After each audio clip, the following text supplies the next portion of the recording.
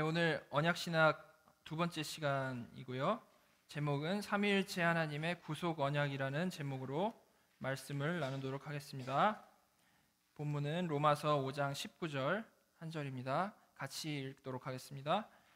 산 사람이 순종하지 아니함으로 많은 사람이 죄인 된 것 같이 한 사람이 순종하심으로 많은 사람이 의인이 되리라. 아멘. 우리는 지난주부터 하나님의 언약에 대해서 계속해서 살펴보고 있습니다.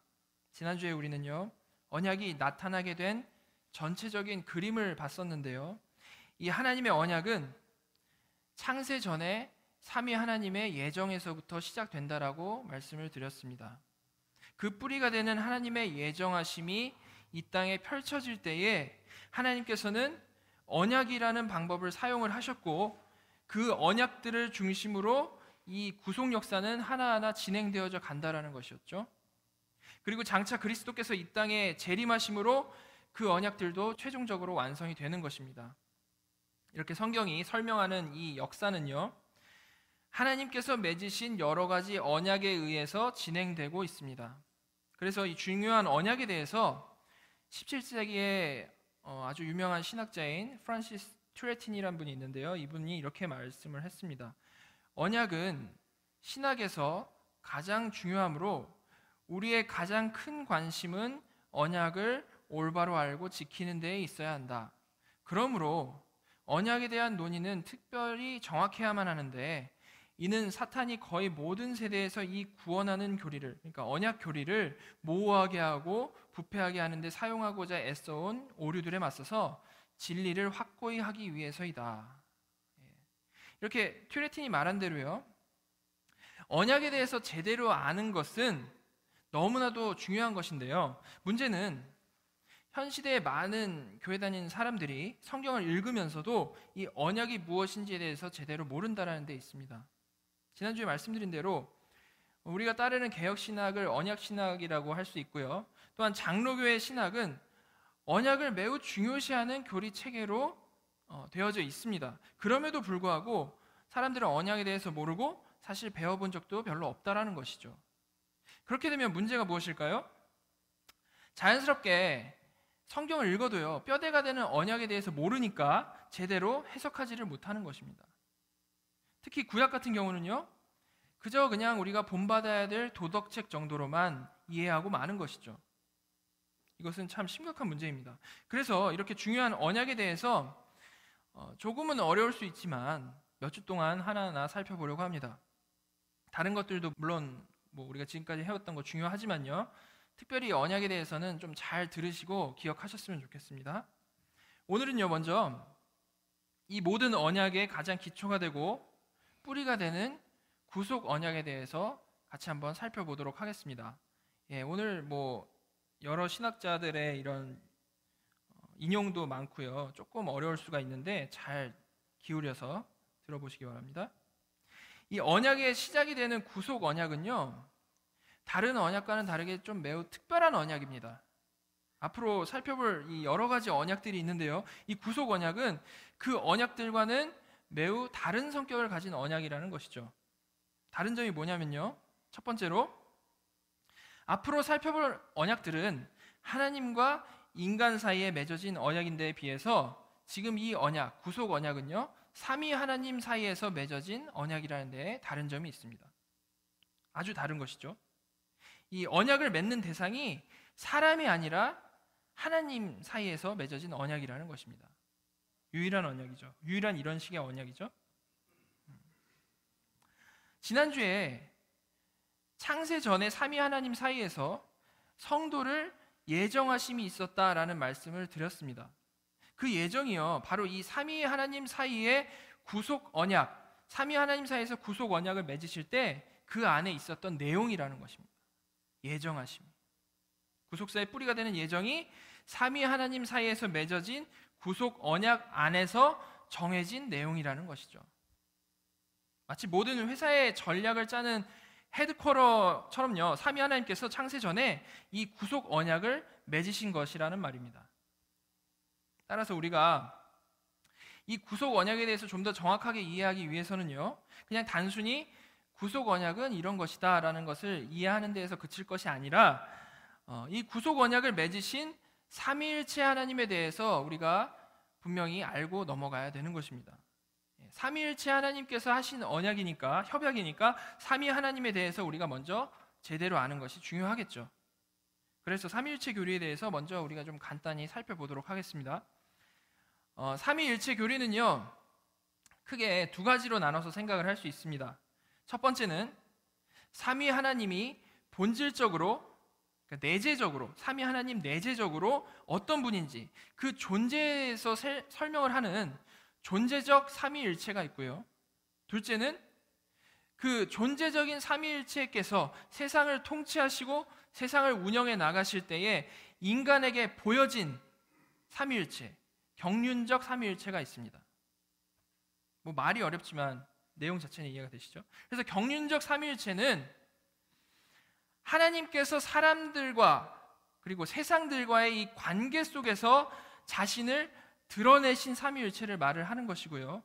존재적 삼위일체는 그런 관계 이전에, 그러니까 경륜 이전에 영원 가운데 계시는 하나님의 존재 안에서의 삼위일체를 얘기를 하는 겁니다. 그러니까 하나님 자체의 삼위일체가 존재적 삼위일체고 드러난 삼위일체가 경륜적 삼위일체라는 것이죠. 그래서 이승구 교수님이라는 분이 계신데요. 이승구 교수는 이렇게 말을 합니다. 경륜적 삼위일체는 존재론적 삼위일체의 인식 근거이고 존재론적 삼위일체는 경륜적 삼위일체의 존재 근거이다. 잘 생각해 보시면 무슨 말인지 아시겠죠? 경륜적 삼위일체는 드러난 것이니까 존재적 삼위일체의 인식 근거, 우리가 인식을 할 때 경륜적 삼위일체를 통해서 존재적 삼위일체를 안다라는 거죠. 인식 근거가 되는 것이고, 존재론적 삼위일체는 이 경륜적 삼위일체, 드러난 삼위일체의 존재 근거가 된다라는 것입니다. 자, 그럼 먼저 존재적 삼위일체, 하나님은 어떤 분이신가에 대해서 좀 생각을 해보도록 하겠습니다. 일단 삼위일체라는 말을 생각을 해보면요, 이것은 하나님께서는 삼위, 즉 세 위격으로 존재를 하시는데 일체, 하나의 본질이시다라는 말입니다. 세 위격으로 존재하시는데 하나의 본질이시다. 그냥 한 분인데 또한 세 분이다라는 것이 아니고요, 한 본질이신데 위격이 셋이다라는 말입니다. 자, 그럼 먼저 한 본질이 무엇인지에 대해서 좀 생각해 보도록 하겠습니다. 여기서 본질은 헬라어로 우시아입니다. 우시아. 영어로는 에센스, substance랑 같은 의미입니다. 그러니까 성부, 성자, 성령 하나님은 그 본질, 에센스가 같다라는 것이죠. 사람은요, 세 명이 있으면요, 세 명이 모두 다 다릅니다. 아무리 일란성 삼둥이더라도, 생긴 것이 똑같다 할지라도 세 사람이 있으면 그 성격과 능력과 하는 행동은 다 다른 것이죠. 그러니까 같은 얼굴을 가지고 있다 할지라도 다른 사람인 것입니다. 그죠? 그러나 우리 성부, 성자, 성령 하나님은요, 한 본질이시고 그 본질이 모두 동일하게 완전하시기 때문에 한 분 하나님이라고 할 수 있는 것입니다. 세 위격이 가지신 본질이 누구는 이게 부족하고 누구는 이게 넘치고 그러는 것이 아니라 모두 다 완전하게, 모두 다 완벽하게 한 본질을 가지신 한 하나님이시라는 말입니다. 그러므로 성부, 성자, 성령은 그 존재와 그 영광과 그 가지신 권세에 있어서 완벽하게 동등하신 한 하나님이시라는 것이죠. 자, 그럼 이번엔 삼위일체의 삼위가 무엇을 말하는지를 좀 생각해 보도록 하겠습니다. 여기서 삼위라고 했는데 이 위격은요, 헬라어로 하면 휘포스타시스, 그러니까 이 휘포스타시스는 뭐냐면요, 독립적이고 개별적인 개체를 말을 하는 겁니다. 독립적이고 개별적인 개체. 현대 영어의 의미로 하면 person이 될 수 있죠. 그러니까 삼위시니까요, three persons가 되겠죠. 세 위격, 세 위격. 세 사람이라고 하면 안 되고 세 위격이, 다른 person이 셋이 계시다라는 것이죠. 따라서 성부, 성자, 성령 하나님께서는 아까 말씀드린 대로 존재와 영광과 그 권세에 있어서, 그 본질에 있어서 동일하신 하나님이시지만 분명히 구분되는 세 위격이시라는 것입니다. 예. 이 설명 자체는 이해가 되지만 그게 뭔지는 감이 안 오죠. 예, 그게 정상입니다. 우리 머리로는 이게 어떻게 가능한지 알 수가 없습니다. 제가 지난주에 두 동그라미를 보여드렸죠. 반티의 동그라미, 큰 동그라미가 있고 작은 동그라미가 있다. 하나님과 우리는 존재 자체가 다르기 때문에 우리가 우리 수준으로 하나님을 이해하는 것은 불가능한 거죠. 하나님이 계시해 주신 그 사실 가지고 우리가 하나님을 알 수 있죠. 그런 걸로만 생각을 해봤어도 이렇게 우리가 이 삼위일체 하나님의 존재에 대해서 우리가 알 수 있다, 이 정도만 알 수 있다는 것만 해도 대단한 것이고, 분명히 다 알 수 없다는 것은 너무나도 당연한 것이란 말입니다. 우리가 정확히 이해는 안 되더라도 우리는 성경에 계시된 대로 믿고요, 그런 놀라운 지식을 주신 하나님을 찬양하면 되는 것입니다. 웨스트민스터 소요리 문답을 보시면요, 이 하나님의 세 위격을 이렇게 정리를 합니다. 제가 지금까지 한 말을 이렇게 정리를 하는데요, 제가 질문을 읽으면 답을 해주시면 되겠습니다. 소요리 문답 6번. 하나님의 신격에는 몇 위가 계십니까? 하나님의 신격에 3위가 계시니 성부와 성자와 성령이신데 이 3위는 한 하나님이시고 같은 본질과 동등한 권능과 영광을 가지십니다. 예, 이것이 바로 삼위일체 하나님의 존재에 대한 바른 스탠다드한 설명인 것입니다. 그런데요, 이것은 단지 우리가 그냥 신학적으로 추론한 내용만이 아닙니다. 이것은 성경에서 말하는 아주 분명한 진리이죠. 그래서 삼위일체를 부인하면 바로 이단이 되는 겁니다. 그래서 이 수많은 지지 구절이 있는데요, 그 중에서 이 한 본질이심과 세 위격이심을 동시에 살펴볼 수 있는 성경 구절 중에 한 구절을 좀 같이 좀 살펴보면 좋겠습니다. 마태복음 28장 19절을 보겠습니다. 제가 읽겠습니다. 그러므로 너희는 가서 모든 민족을 제자로 삼아 아버지와 아들과 성령의 이름으로 세례를 베풀고, 우리말 성경으로 보면요, 좀 전혀 알 수 없지만 헬라어나 영어 성경으로 보면요, 성부, 성자, 성령 앞에 관사 더가 붙어 있는 것을 확인할 수 있습니다. 헬라어에서 관사는 매우 중요한데요, 언제나 그냥 의미 없이 쓰이는 것이 아니고요, 아주 의미를 가지고 있죠. 여기서 분명히 마태는요, 이렇게 말을 하는 겁니다. 그 하나님, 그 아들, 그 성령, 정확히 구분을 하는 것이죠. 라고 그렇게 따로따로 지칭을 하면서 세 분임을 분명히 하고 있는 겁니다. 그런데 그런 반면에요, 아버지와 아들과 성령의 이름이라고 할 때 그 이름은요, 세 분의 이름인데도 불구하고, 지금 성부, 성자, 성령 세 분의 이름인데도 불구하고 이름들이라고 하지 않고 단수로 이름이라고 쓰여져 있는 것입니다. 무슨 말인지 아시겠죠? 성부, 성자, 성령인데 이름들이 아니라 이름이다. 고대 시대의 이름은요, 지금 우리가 쓰는 이 이름들보다 상당히 중요한 의미들을 많이 담고 있었습니다. 그래서 구약 성경에 이름, 중요한 이름 많죠. 아담만 해도 아담 이름 그 원어적으로 따져보면 흙이란 뜻이고요, 아담의 그 아들 중에 아벨도 nothing이란 뜻이고요, 이렇게 다 의미가 들어 있습니다. 그리고 구약에서 어떤 사람이 그 자신의 본질이 바뀌고 아주 큰 변화가 있을 때 하나님께서 이름을 바꿔주시죠. 그런 사람이 누구 있습니까? 아브라함이 있죠. 우상 숭배, 우상 만들던 자에서 믿음의 조상이 되는 순간 하나님께서 아브람에서 아브라함으로 바꿔주셨죠. 그러니까 뭔가 이름은 참 중요하다라는 것을 계속해서 말씀을 하고 있는 것입니다. 이처럼 이름은 본질을 나타내고요, 매우 중요하게 다뤄졌는데요, 그런 문화권에 살던 사람인 사도 마태가 이 구절을 쓸 때에 관사를 사용해서 하나님께서 삼위 하나님이심을 분명히 밝히고, 그와 동시에 그 삼위 하나님이 꾸미고 있는 이름은 단수로 써서 세 명의 이름들이 아니라 한 이름, 한 본질을 가지신 한 하나님이심을 분명히 얘기를 하고 있다는 것입니다. 이런 간단한 예뿐만이 아니라 성경의 수많은 구절들은요, 하나님께서 이렇게 한 본질이심과 동시에 세 위격으로 존재하시는 삼위일체 하나님이심을 분명히 증명하고 있습니다. 물론 말씀드린 대로 이 사실은 우리의 지적 능력을 넘어서는 것이기 때문에 이보다 우리가 더 이상은 알 수가 없죠. 단지 우리가 생각할 수 있는 것은요, 우리는 이 본질 자체가 아주 미흡한 피조물이기 때문에요, 아무리 일란성 쌍둥이라도 나와 너가 갈릴 수밖에 없는 존재이지만 완벽한 본질을 가지셔서 언제나 한 뜻으로 완벽한 일을 행하시는 하나님께서는 삼위이시지만 또한 일체이시다가 될 수 있다라는 것입니다. 이것이 존재적 삼위일체에 대한 기본적인 설명입니다. 하나님의 그 존재적으로, 내재적으로 이런 분이시다라는 것이죠. 성경의 근거에서 우리가 알 수 있는. 그런데 아까 읽은 이승구 교수님의 말을 다시 한번 좀 보면요, 이 존재적 삼위일체는 이 세상에 드러나는 경륜적 삼위일체의 존재 근거이고, 우리는 반대로 그 드러난 경륜적 삼위일체를 통해서 존재적 삼위일체를 인식할 수 있다라고 했습니다.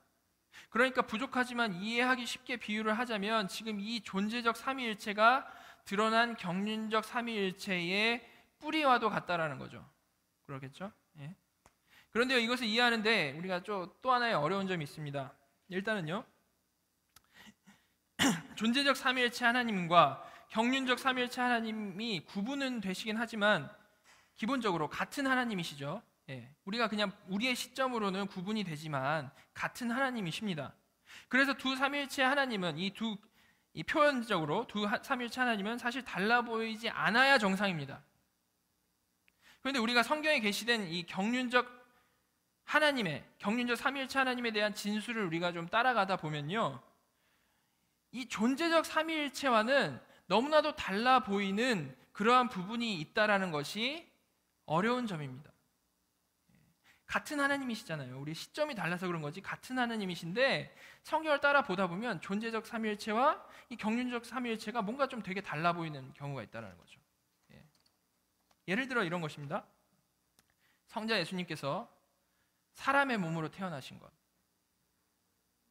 사람으로 살아가셨던 것, 고통과 죽음을 경험하신 것, 이런 것들은 지극히 높으신 하나님으로서는 사실 절대 있을 수 없는 일이죠.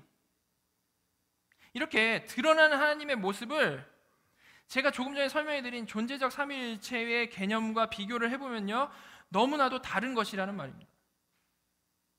성부 하나님과 동등하신 성자 하나님께서 죽으신다라는 것은 존재적 삼위일체의 관점에서 봤을 때 말도 안 된다라는 것이죠. 생명의 근원이신데 죽으신다? 말도 안 된다는 것이죠. 그럼 우리는 이것을 어떻게 이해할 수 있을까요? 바로 이 지점에서 구속 언약의 중요성이 드러나는 것입니다. 자, 조나단 에드워드는 이렇게 말합니다.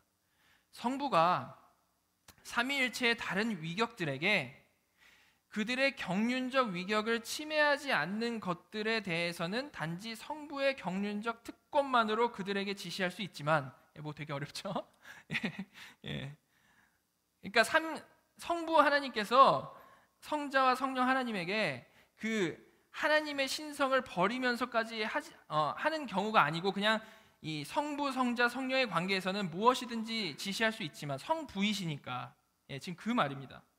그렇게 지시할 수 있지만 신적 위격들의 영광을 침해하고 밑도는 것들에 대해서는 새로운 협정에 의하여 이것을 행할 권한이 부여되지 않는 한 다른 위격들에게 지시할 수가 없기 때문에 구속 언약이 필요한 것이다. 이해가 되시나요? 오늘 뭔가 되게 복잡한데, 그러니까 존재적 삼위일체 안에서 할 수 있는 그 기본 틀을 넘어서는 것에서는 구속 언약이라는 또 다른 언약이 필요하다는 거죠. 스페셜한 거기 때문에 새로운 협정을 맺어야 된다는 겁니다. 원래 하던 대로 하는 게 아니라 이런 새로운 협정을 맺어야만 이런 아까 예수님께서 돌아가시고 이런 것들이 된다라는 것이죠. 이렇게 하나님의 본체, 존재적 삼위일체 하나님께서 우리에게 계시되실 때 본래 하나님의 기본 속성, 거룩하시고 피조물들과 절대 비교될 수 없으시고 모든 것에 무한하시고 생명의 근원이신 그 하나님의 속성과 다르게 나타나시고 행동하시는 것이 가능한 이유는요, 오직 창세 전에 삼위 하나님 사이에서 맺으신 구속 언약에서 그렇게 성자의 희생을 통해서 구원을 완성하시기로 작정하셨기 때문에 가능한 것이라는 말입니다. 이해가 되시나요? 만약에 바로 이 구속 언약이 없었다면요, 이 땅에서 펼쳐질 다른 언약도 없는 거고요. 가장 본질적인 언약이지 않습니까? 하나님께서 구속을 해야겠다라고 하나님 삼위 사이에서 언약을 맺으신 거가 이 땅에 펼쳐질 때 다른 언약들이 나오는 거지, 이 언약이 없었다면 다른 언약들도 없는 거죠. 우리가 성경을 통해 알게 된 이 구속 역사, 구속사도 없을 것이고요. 모든 인류는 그냥 죄인으로 사망에 떨어졌겠죠. 이렇게 구속 언약은요, 우리가 생명을 얻을 수 있는 기본적인 이유이고요, 언약들의 근원일 뿐만 아니라 성자 하나님께서 비하하신, 낮아지신 이유를 설명해 주시는 아주 중요한 교리인 것입니다. 지금까지 구속 언약이 이 구속사에서, 우리가 지금 이 구속 역사에서 얼마나 중요한 위치를 차지하고 있는지를 좀 살펴봤습니다. 자, 그래서 이번에는요, 이 언약의 내용, 그 내용 자체는 구체적으로 무엇인지에 대해서 좀 생각해 보도록 하겠습니다. 이 구속 언약이 이런 것이다에 대해서 말씀을 드렸는데, 이제 그 내용이 뭐냐는 거죠. 그 삼위 하나님 사이에서 맺으신 그 내용. 그런데 이 기본적으로 이 구속 언약이라는 표현 자체는요, 삼위일체처럼 성경에 직접적으로 나와 있지 않은 표현입니다. 그런데 어떻습니까? 성경에 삼위일체란 표현이 없다라고 해서 삼위일체가 중요하지 않은 교리가 아니지 않습니까? 그것처럼 이 구속 언약도 아주, 그 표현 자체는 안 나와 있지만 아주 중요한 교리인 것입니다. 성경의 수많은 곳에서 이 구속 언약이 사실임을 증명을 하고 있고요. 매우 중요한 교리라는 것이죠. 그런데 이 구속 언약은 뭐 이러이러하다라는 식의 명확한 표현이 없기 때문에 우리가 사실은 상당히 많은 구절을 찾아보면서 하나하나 확인을 해봐야 됩니다. 그러기에는 지금도 약간 머리에 쥐가 나는데 어렵겠죠? 다 찾아보면서 할 수는 없을 거니까 제가 좀 생각을 하다가 수많은 구절을 근거로 아주 뛰어난 청교도 신학자인 존 오웬이 정리해 놓은 것을 좀 우리가 활용해 보도록 하겠습니다. 존 오웬은 구속 언약의 5가지 핵심 요소를 정리를 했는데요. 제가 드린 이 페이퍼 보시면 각각 핵심적 요소마다 오웬이 인용한 구절들이 나와 있으니까요, 좀 참조하시면 되겠습니다. 자, 그럼 구속 언약의 5가지 핵심 요소를 하나하나 살펴보도록 하겠습니다. 그 첫 번째는요, 제가 읽겠습니다. 약속을 하시는 분으로서의 성부와 약속을 받으시는 분으로서의 성자는 공동의 목적, 즉 하나님의 영광과 택자들의 구원을 이루기 위해 함께 의논하심으로 기꺼이 의견의 일치를 이루셨다. 이게 창세 전에 있었던 일을 말하는 겁니다. 그렇죠? 구속 언약은 말 그대로 하나님의 자녀들을 구원하기 위한 언약입니다. 구원하기 위한 언약인데요. 그래서 일단 이 구원을 계획하시는 성부와 성취하시는 성자 간의 약속이 중요하게 이루어지는 것입니다. 읽으신 대로 약속하시는 분 성부와 약속 받으시는 분 성자께서 구속 언약에 대한 의견의 일치를 창세 전에 이루셨는데요. 중요한 것은 그 목적이 분명하게 하나님의 영광과 선택된 자들의 구원이라는 것입니다. 하나님의 영광과 선택된 자들의 구원을 위해서 이런 약속을 하셨다라는 거죠. 창세 전에. 그런데 이것은 삼위 하나님만의 목적이 아니죠. 삼위 하나님의 목적이지만 삼위 하나님만의 목적이 아닙니다. 거듭난 하나님의 백성들이 어떤 존재입니까? 그전에는 오로지 자신의 만족과 자신의 유익과 자신의 고집만을 위해서 살았었는데 이제는 하나님의 목적이 나의 목적이 된 자들이라고 했습니다. 자, 그래서 우리는 이 구속 언약 때에 삼위 하나님께서 목적하신 것과 똑같이 오직 하나님의 영광을 위해서 살아야 되는 것이고 다른 사람들의 구원을 위해서 증인의 삶을 살아야 되는 것입니다. 그것이 성도로서 바른 목적을 가지고 사는 것이죠. 하나님께서 그런 목적을 가지고 창조하셨고 구원하셨다면 우리도 이 땅에서 그런 목적을 가지고 살아야 된다는 것입니다. 즉 구속 언약에서 성부와 성자께서 목적하시는 것을 우리가 분명히 알고 있다면 그대로 살아야 된다는 것이죠. 자, 다시 돌아가서 이제 구속 언약의 우리의 목적을 알았으니까요, 그 구체적인 언약의 내용을 좀 살펴보도록 하겠습니다. 먼저 성부께서 성자에게 규정하신 조건입니다. 2번, 성부는 구속 언약을 위한 조건들을 규정을 하셨는데 이 조건들에는 성자가 인간의 본성을 취하는 것, 그의 순종을 통해 율법의 요구를 이루는 것, 그리고 택자들을 위해 하나님의 공의를 만족시키고자 그들을 위하여 하나님의 의로운 심판을 당하는 것이 포함되었다. 구속 언약에서 이 성부께서 성자에게 조건을 거신 것이 바로 이 3가지라는 것입니다. 이 방식대로 택한 자들을 구원하자라고 성자에게 말씀을 하셨다는 거죠. 그에 대한 결과가 어떻게 되었습니까? 살펴보면요. 첫 번째, 성부가 규정하신 이 조건인 성자께서 인간의 본성을 취하는 것, 이것은요 2000년 전에 성자께서 성육신하심으로 성취가 되었습니다. 두 번째 조건이요, 그의 순종을 통해서 모든 율법의 요구를 다 이루신 것, 이것도요 2000년 전에 성자께서 자신의 삶을 통해 모두 지켜내심으로, 모두 순종하심으로 성취가 되었습니다. 그리고 마지막 조건이 하나님의 공의를 만족시키고자 택자들을 위하여 하나님의 의로운 심판을 당하는 것, 이것도 2000년 전에 성자께서 십자가에서 돌아가심으로 성취가 되었습니다. 그러니까 구속언약에서 성부가 성자에게 요구하신 모든 조건이 성취가 된 것이죠. 그런데 말씀드린 대로 이 모든 것은 사실상 성자의 본래적 이 신적인 위엄에 맞지를 않는 것입니다. 그러나 그럼에도 불구하고 이런 특별한 창세전 구속 언약이 있었기 때문에 그리스도의 이 철저한 순종을 통해서 이 역사 가운데 다 이루어진 것이죠. 그래서요, 이 모든 조건을 지키신 주님께서는 돌아가실 때 무슨 말 하셨습니까? 테텔레스타이, 다 이루었다. 창세전에 약속한 거 다 이루었다 하고 돌아가신 것입니다. 자, 그럼 이번엔 약속을 규정하신 이 성부께서는 구속 언약 안에서 무엇을 하시는지 오원의 구속 언약 세 번째 요소를 통해서 보도록 하겠습니다. 성부는 성자에게 그가 성자를 보호해 줄 것이며, 만약 성자가 자신에게 주어진 사역을 완성한다면 성자는 택자들을 위한 구원과 영화를 이루게 될 것이라고 약속을 하셨다.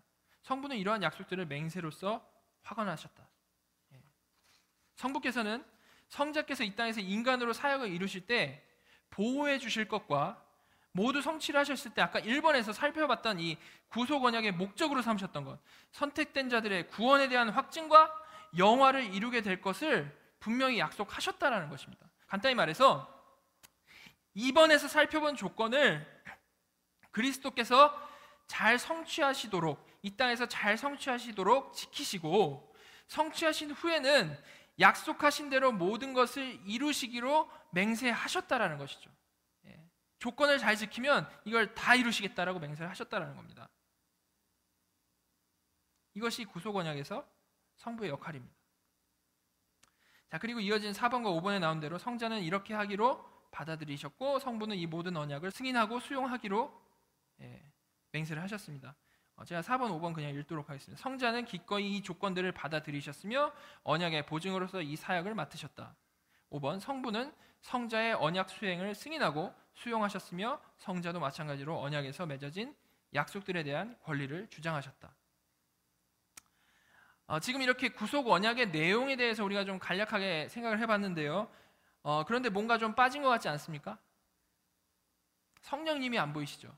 삼위일체 사이의 언약이라고 했는데 성령님이 안 계십니다. 그 이유는요, 성령님께서는 본래 어떤 성령님이십니까? 원래가 자기를 안 드러내시는 성령님이십니다. 지금 언약에서도 그런 모습인 것이죠. 그렇다고 해서 성령님이 아무 일도 안 하신 것이 아닙니다. 성령님은 구속 언약에서 본질적인 역할을 하셨다라고 존 오웬은 강조를 하는데요. 존 오웬이 어떻게 얘기를 하냐면요, 동정녀 마리아가 성육신하신 그리스도를 잉태하고 그리스도가 자신을 성부에게 바치고 성자가 죽은 자들 가운데서 부활하게 된 것은 바로 성령을 통해서였다.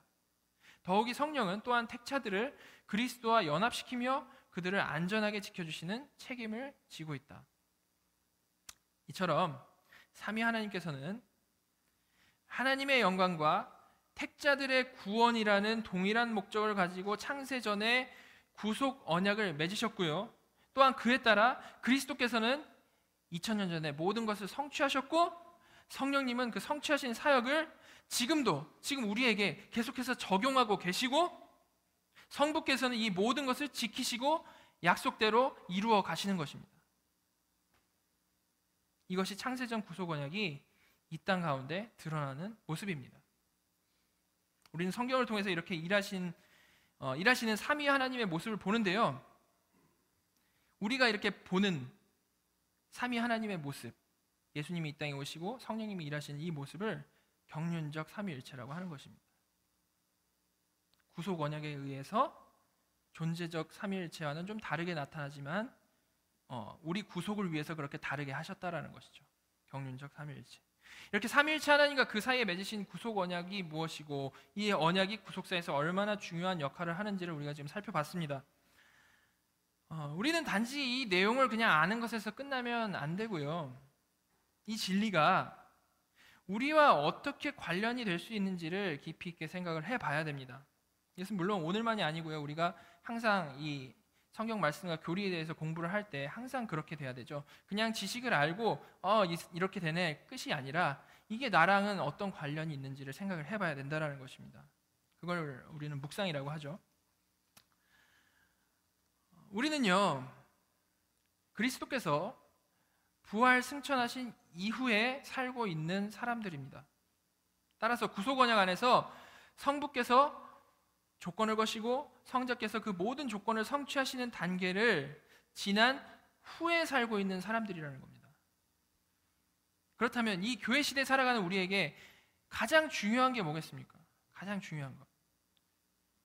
그것은 그리스도께서 모든 것을 성취하신 것이 나에게 연결이 되는 겁니다. 2000년 전에 그리스도께서 다 성취를 하셨는데 나하고 연결이 안 되면 의미가 없겠죠. 나에게 연결이 되는 거죠. 만약 우리가 그 성취에 연결이 되지 않는다면요, 우리는 하나님이 창세전에 계획하시고 성취하신 구속과는 그냥 아무런 상관이 없는 사람으로 영벌에 떨어질 수밖에 없다라는 겁니다. 따라서 우리 인생에 이것보다 우리가 중요하게 생각할 수 있는 것은 없습니다. 그럼 우리가 그 그리스도의 성취하심에 연결되어서 구속받기 위해서는 그 성취하신 것, 2000년 전에 성취하신 그 사실에 우리가 연결되어서 우리가 구원을 얻기 위해서는 어떻게 해야 하겠습니까? 어떻게 해야 할까요? 그것은 오직 한 가지 방법입니다. 성령님께서 주시는 믿음으로 그리스도와 연합하는 방법밖에 없다라는 것입니다. 2000년을 뛰어넘을 수 있는 방법, 성령님께서 주시는 그 믿음을 가지고 그리스도와 연합해야 나도 그 십자가에서 죽고 다시 살아나는 자가 된다는 것입니다. 떨어져 있는 내 밖의 사건이 아니라 내 사건이 된다는 것이죠. 그렇게 될 때 그리스도의 성취가 나의 성취가 되는 것입니다. 이처럼 우리의 구원은요, 이렇게 성부 하나님께서 계획하시고 그리스도께서 순종하신 그 사실에 달려있는 것이지 나의 순종에 달려있지 않습니다. 그리스도께서 순종하신 그 사실에 달려있는 건데 그걸 믿음으로 내가 거기에 연합되는 것이지 내 순종에 의해서 구원받는 게 아니라는 것이죠. 자, 로마서에서 바울은 이렇게 말합니다. 로마서 5장 19절 같이 한번 읽겠습니다. 한 사람이 순종하지 아니함으로 많은 사람이 죄인 된 것 같이 한 사람이 순종하심으로 많은 사람이 의인이 되리라. 이렇게 우리의 구원은요, 내가 최선을 다해서 순종을 하면 하나님께 이뻐 보여서 얻어내는 것이 아니라 주님께서 순종하신 것에 믿음으로 연합해서 은혜로 구원을 받는 것입니다. 삼위 하나님께서는 창세전부터 이 믿음으로 구원 얻는 방법을 사용해서 우리를 구원하시기 위해서 계획하셨고 역사 중에 다 실천하셨고 지금도 각자에게 적용하고 계십니다. 하나님의 방법이라는 것이죠. 하나님께서, 그 크신 창조주 하나님께서 이런 빅 플랜을 가지고 최악의 희생을 치르면서까지 이런 방법으로 우리를 구원하시기로 작정하셨다라는 것입니다. 그런데 우리가요, 자꾸 우리가 고안해내는 방법, 오직 믿음이 아니라 믿음에 우리의 순종을 더하고 믿음에 우리의 성화를 더하고 믿음에 다른 무엇인가를 더하려고 하는 것이 맞겠습니까? 그것은 우리의 지혜가 하나님보다 앞선다라고 생각하는 행동인 것입니다. 우리는 단지 피조물로서요, 그 크신 하나님과 비교할 수 없는 존재이기 때문에 우리의 하찮은 행동들은 절대로 우리의 구원, 하나님께서 우리에게 주시는 구원에 영향을 미칠 수가 없습니다. 우리가 가진 오직 한 가지 방법은요, 모든 것을 성취하신 그리스도에게 믿음으로 연합하는 방법밖에 없다라는 겁니다. 그래서 우리의 구원을 은혜라고 하는 것이죠. 거기다 우리가 뭘 더 할 수 있으면 그게 은혜입니까? 100% 우리가 믿음으로 받아야 은혜인 것입니다. 믿음마저도 성령님께서 주시잖아요, 우리에게. 그 믿음으로 우리가 하나님을 믿음으로 연합해서 구원을 얻는다는 것입니다. 우리가 이렇게 믿음으로 그리스도 안에 들어갈 때 우리는 하나님께서 창세 전부터 계획하시고 지금도 여전히 이끌고 계신 그 거대한 구속사의 일원으로 포함이 되는 것입니다. 구속사가 쫙 흐르고 있는데 믿음으로 우리가 거기에 싹 들어간다는 것이죠. 우리의 행위가 아니라 하나님의 크신 계획 아래 2000년 전에 우리 구원에 필요한 모든 것은 성취가 되었습니다. 정말 다른 데 쳐다보지 마시고요. 그 모든 것을 성취하신 그리스도를 믿으시기 바랍니다. 바로 이 믿음으로 예수 안에서 산자가 되어서 하나님께서만 주실 수 있는, 세상에서는 절대 경험할 수 없는 하나님 나라를 경험하시면서 사시기 바랍니다. 그리고 정말 그 하나님 나라에만 있는, 세상 사람들은 모르지만 우리만 알 수 있는 그 기쁨과 감사와 정말 하나님을 찬양하는 그 마음을 가지고 이 땅에서 살아가시는 저와 여러분이 되기를 간절히 바랍니다. 같이 기도하도록 하겠습니다. 하나님 아버지, 저희같이 연약한 존재들을 구원하시기 위해서 창세 전부터 계획하시고 그 모든 고통과 죽음을 철저한 순종으로 실천하시고 또한 저희 각자에게 지금도 적용하시는 하나님의 그 신실하심을 찬양합니다. 아무런 받을 자격이 없는 저희를 위해서 그런 사랑을 베풀어 주신 그 은혜를 찬양합니다. 저희가 다른 것이 아니라 오직 믿음으로 그 은혜를 누리기 원합니다. 내 자신을 볼 때 좌절이 되더라도 그것을 내 공로로서 회복하지 않고 오직 믿음으로 2000년 전에 성취하신 그리스도의 그 의를 붙잡는 저희에게 인도하여 주시옵소서. 그래서 예수 그리스도 안에 있는 참 평안과 참 기쁨을 누리면서 이 땅에서 하나님 나라를 살아가는 저희 각자가 될 수 있도록 주님께서 복을 내려 주시옵소서. 이 모든 말씀 예수 그리스도의 이름으로 기도드렸습니다.